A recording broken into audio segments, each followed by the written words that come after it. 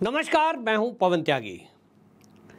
मणिपुर में दो महिलाओं को नग्न घुमाने के मामले में सुप्रीम कोर्ट के सीजेआई के साथ साथ देश की सभी विपक्षी पार्टियों ने इतना हल्ला किया कि विपक्षी पार्टियों ने जहां एक तरफ संसद नहीं चलने दी, देश के सीजेआई ने चुनी हुई सरकार को यह धमकी तक दे डाली कि या तो आप एक्शन लीजिए वरना हम कुछ करेंगे। इसके अलावा जो ये कांग्रेस का एक 26 दलों का गठबंधन बना है, जिसका नाम उन्होंने इंडिया रखा है, उस गठबंधन में पश्चिम बंगाल की मुख्यमंत्री ममता बनर्जी लगातार मणिपुर हिंसा पर केंद्र सरकार से जवाब मांग रही है। ट्वीट करके कहती हैं कि मणिपुर पर प्रधानमंत्री जवाब दें। लेकिन उन्हीं ममता बनर्जी के राज्य में जिस तरह से हर चुनाव के पहले और बाद में हिंसा होती है, उसमें कितनी महिलाओं के साथ बलात्कार हुए, उनको मार दिया गया, इस पर कोई विपक्षी पार्टी, कोई देश की संसद, कोई सुप्रीम कोर्ट का जज स्वतः संज्ञान ना तो लेता है ना कोई टिप्पणी करता है। तो फिर सवाल उठता है इस मीडिया पर भी, जो मीडिया ब्रेकिंग न्यूज चला रहा है, शर्मनाक घटना हो गई, इतनी घटना हो गई, देश का प्रधानमंत्री चुप क्यों है। और जो कांग्रेस की प्रवक्ता है श्रीनेत्र, वो श्रीनेत्र तो मोदी जी का मणिपुर पर जो बयान आया उसके सेकंड गिन रही थी। मोदी जी ने बोला, इतने सेकंड बोला, इतने सेकंड इस राज्य पर बोला। ये ओछी राजनीति करने वाले लोग पश्चिम बंगाल पर पूरी तरह से मौन है। अब पश्चिम बंगाल की आवाज, जब पश्चिम बंगाल से जो उठी, भारतीय जनता पार्टी के लोग लगातार वहां से आवाज उठा रहे हैं, थाने में एफआईआर दर्ज की जा रही है, मानव अधिकार आयोग, महिला आयोग, एससी एसटी आयोग लगातार वहां के दौरे कर रहा है। लेकिन मजाल है सुप्रीम कोर्ट उस पर स्वतः संज्ञान ले ले। मजाल है देश का जो मेन स्ट्रीम मीडिया है अगर उस पर ब्रेकिंग न्यूज चला दे। मजाल है कोई कि यहां दिल्ली की संसद में खड़ा होकर कोई विपक्षी पार्टी का नेता यह कह दे कि ममता बनर्जी जवाब दे। नहीं जवाब मांगेंगे, क्योंकि वो तो न्यू इंडिया है, वो तो राहुल गांधी का इंडिया है, ये केजरीवाल का इंडिया है। कुछ नहीं बोलेंगे। इन्होंने तय कर लिया है कि मिलकर के इस देश को लूटो, बर्बाद करो, हिंसा करो, भ्रष्टाचार करो, व्यभिचार हो, अत्याचार हो, बलात्कार हो, और बस एक दूसरे को मदद करें, मौन रहें। टारगेट करना है तो केवल भाजपा सरकारों को। मुझे कोई दिक्कत नहीं है कि जिनको राजनीति करनी है, कांग्रेस, आम आदमी पार्टी, कम्युनिस्ट, टीएमसी आपस में मिलकर रहें, भाजपा को टारगेट करें, कोई दिक्कत नहीं है। लेकिन दिक्कत जब होती है जब जो जज की कुर्सी पर बैठे हैं, नाम है जज, हम उनको शब्द लगाते हैं मी लॉर्ड, भगवान की उपाधि देते हैं। ये जो मी लॉर्ड कहा जाता है ना, वो मी लॉर्ड कहाए जाने वाले सीजेआई डीवाई चंद्रचूड़ जब ये धमकी देते हैं कि सरकार कुछ करे, 7 दिन का टाइम दे रहे हैं वरना हम कुछ करेंगे, वो राजस्थान के बलात्कारों पर मौन रहते हैं सीजेआई, वो केरल की हिंसा पर मौन रहते हैं, वो पश्चिम बंगाल की हिंसा पर मौन रहते हैं। तो सवाल उठता है कि क्या इस देश के जो जज हैं, और जबकि सीजेआई जैसी बड़ी पोस्ट पर व्यक्ति है, वो क्या राजनीतिक पार्टी बिना ज्वाइन करे राजनीतिक पार्टी का एजेंडा कोर्ट में चला रहे हैं? क्योंकि इस टिप्पणी का क्या मतलब है? जब एक सीजेआई या कोई जज कुर्सी पर बैठकर यह टिप्पणी करता है सरकार के ऊपर कि या तो आप कुछ करिए वरना हम कुछ करेंगे, और यह पहली बार नहीं है। ऐसी टिप्पणियां मोदी सरकार के विरुद्ध या भाजपा शासित जहां भी सरकारें हैं, आपने देखा अभी ब्रजभूषण शरण सिंह का मुद्दा आया, वो एक सांसद हैं, एक फेडरेशन के अध्यक्ष हैं, लेकिन जिस तरह से उनको प्रचारित किया गया, अभी भी उनको कोर्ट से जमानत मिली है, लेकिन उसको कहा जा रहा है कि ये तो सरकार ने करवा दिया। विपक्षी पार्टी के नेता ममता बनर्जी भी उस पर तंज कस रही हैं, और वो ये कह रही हैं कि ब्रजभूषण शरण सिंह को कोर्ट से जमानत मिल गई तो ठीक है, उसको महिला बाल विकास मंत्रालय दे दो। मतलब क्या है ममता बनर्जी का कि कोर्ट ने जो जमानत दी है वो फर्जी है, जज साहब का निर्णय फर्जी है। इस पर जज साहब टिप्पणी नहीं करेंगे कि ममता बनर्जी ने एक जज के निर्णय पर कैसे टिप्पणी कर दी।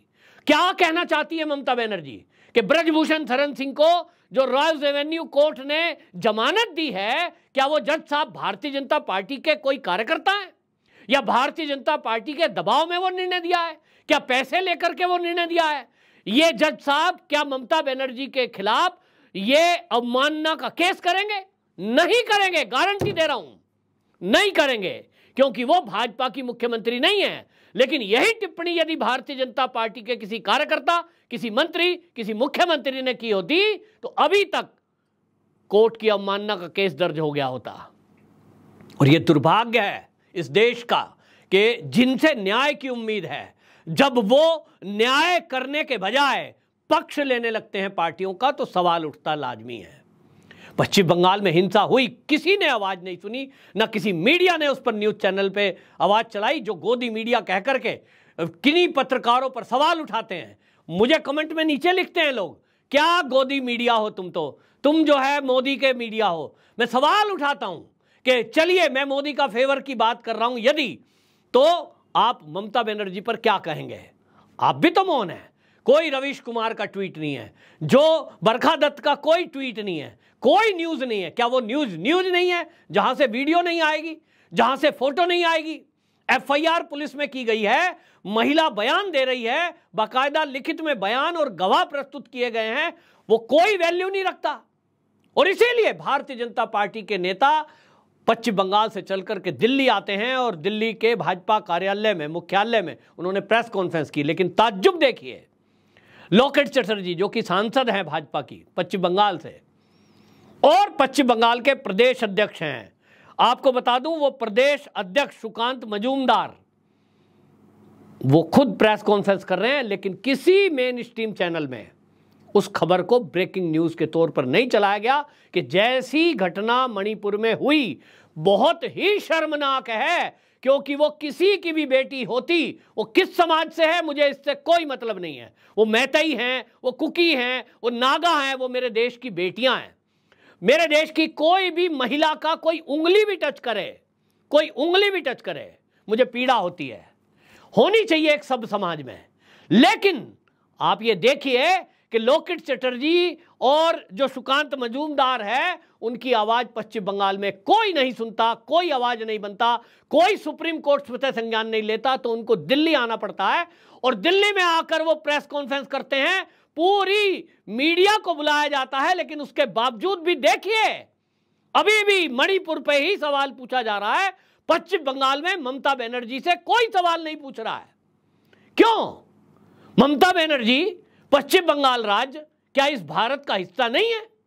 यही सवाल लोकेट चटर्जी ने पूछा है। और आपको बता दूं, भारतीय जनता पार्टी की वो नेता ये बात करते करते रोने लगी, फपक फपक कर रोने लगी, क्योंकि वो जमीन पर उतरकर उन कार्यकर्ता, महिला कार्यकर्ताओं से जाकर के मिलती है, उन महिलाओं का दर्द उन्होंने अपनी आंखों से देखा है।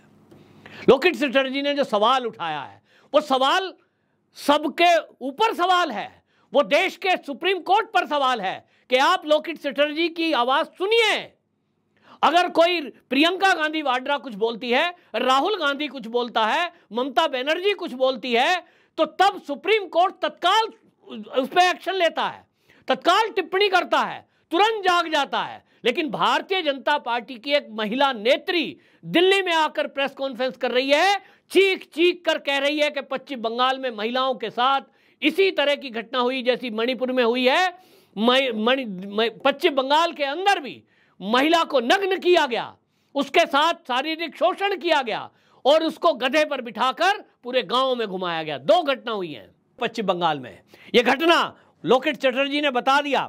उन्होंने कहा कि एक जो है पांचल में उम्मीदवार को टीएमसी के गुंडों ने पीटा, 40 लोगों ने, नाम दर्ज रिपोर्ट हुई है और उसमें हेमंत राय, नूर आलम, अल्फी एसके, रणबीर, ये जो है इनके नाम दर्ज रिपोर्ट हुई है। लेकिन उसके बावजूद भी ये जो रिपोर्ट हुई है, आपको बता दूं, अभी तक रिपोर्ट हुए 15 दिन से ऊपर हो गया, पुलिस ने कोई कार्रवाई नहीं करी है, क्योंकि नाम में टीएमसी के आ रहा है, टीएमसी के कार्यकर्ता आ रहा है।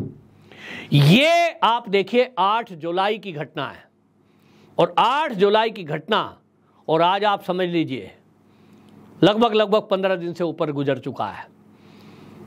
उस पर कोई नहीं बोलेगा। आज एक और प्रेस कॉन्फ्रेंस दिल्ली में हुई, उसमें भी पूरा मेन स्ट्रीम मीडिया बुलाया गया। भारतीय जनता पार्टी के वहाँ जो सांसद हैं, प्रतिनिधि हैं, उन लोगों ने बताया कि राजस्थान के अंदर किस तरह का विभत्स कांड हो रहा है कि एक छोटी बच्ची को साथ रेप करके और उसे कुएं में डाल दिया गया। लगातार रेप हो रहे हैं और हर साल की घटना है कि गहलोत सरकार में 6000 से अधिक रेप हुए हैं।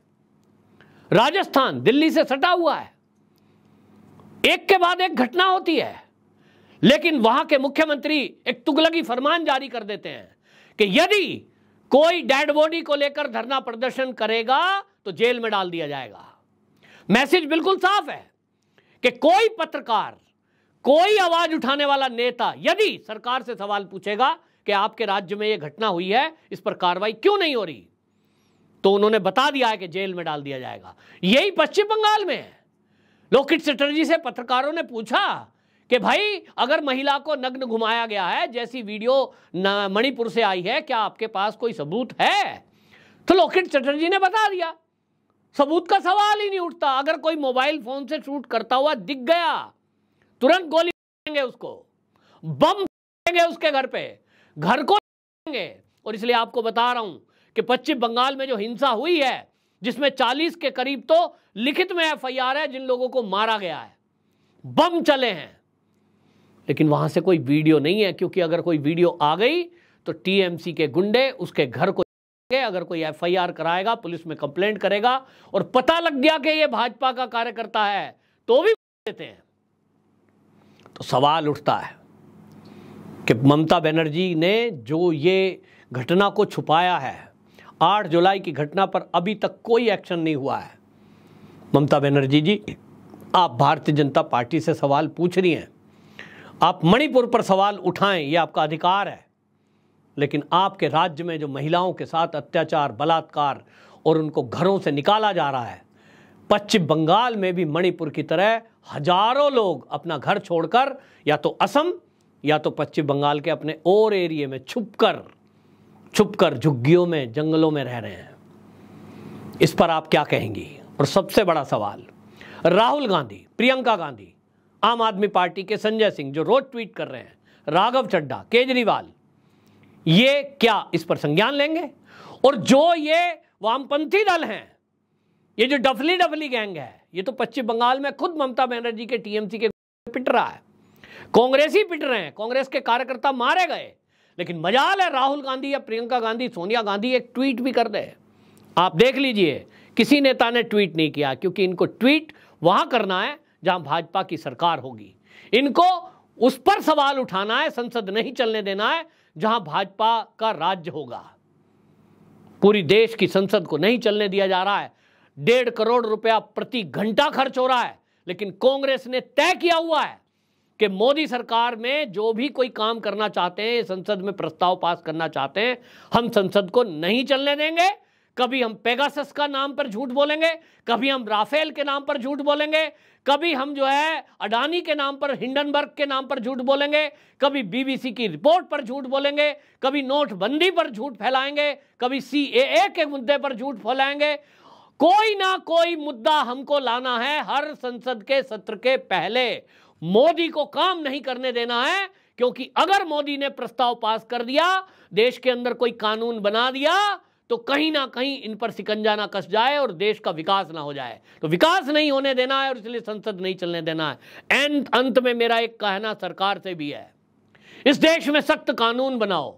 मणिपुर की जो हिंसा हुई है, उसके पीछे जो प्रारंभिक जांच हुई है, उसमें पता चला कि दिल्ली की एक लड़की मरती है, पॉलिथीन में वो मिलती है, उसकी हत्या कर दी उसके माँ बाप ने।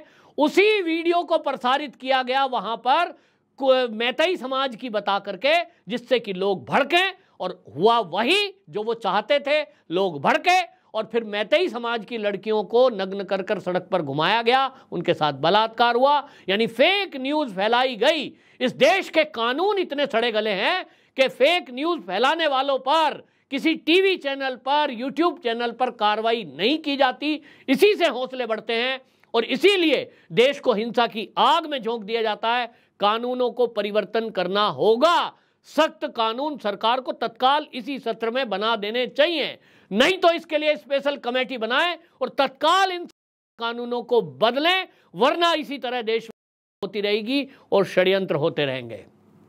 दूसरी बात मुझे जजों से कहनी है, मैं कानून नहीं जानता, लेकिन आपसे आग्रह है, आग्रह ही कर सकते हैं भाई, आप तो मिलोड हैं, भगवान हैं न्याय के, लेकिन आप कृपया राजनीतियों की भाषा ना बोलें। राजनीति जिनको करनी है वो नौकरी छोड़ें, इस्तीफा दें, कायदे से पार्टी ज्वाइन करें। जिसको भाजपा ज्वाइन करनी है वो भाजपा ज्वाइन करके भाजपा की भाषा बोले, जिसको कांग्रेस पसंद है वो कांग्रेस ज्वाइन कर ले, जिसको टीएमसी पसंद है वो टीएमसी ज्वाइन करे, कायदे से फिर राजनीतिक भाषा बोले।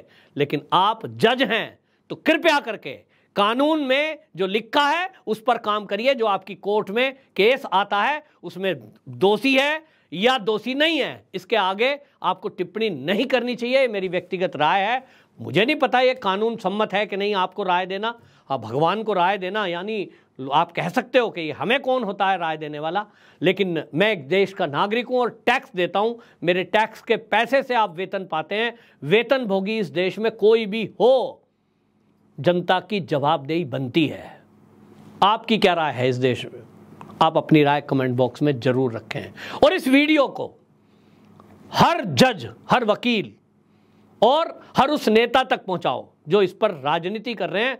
माताओं बहनों की इज्जत को तार तार हो रहा है, चाहे वो बंगाल हो, चाहे राजस्थान हो, चाहे वो मणिपुर हो। क्या इस पर राजनीति होनी चाहिए या इसका समाधान निकलना चाहिए? ये सोचने की बात है। बहुत दुखी हूं। तो इस वीडियो को जज साहब भी संज्ञान लें कि वो स्वतः संज्ञान ले रहे हैं मणिपुर पर, बहुत अच्छी बात है, लेकिन पश्चिम बंगाल और राजस्थान पर भी कुछ बोलिए कृपया। सुनने का इंतजार रहेगा। वंदे मातरम।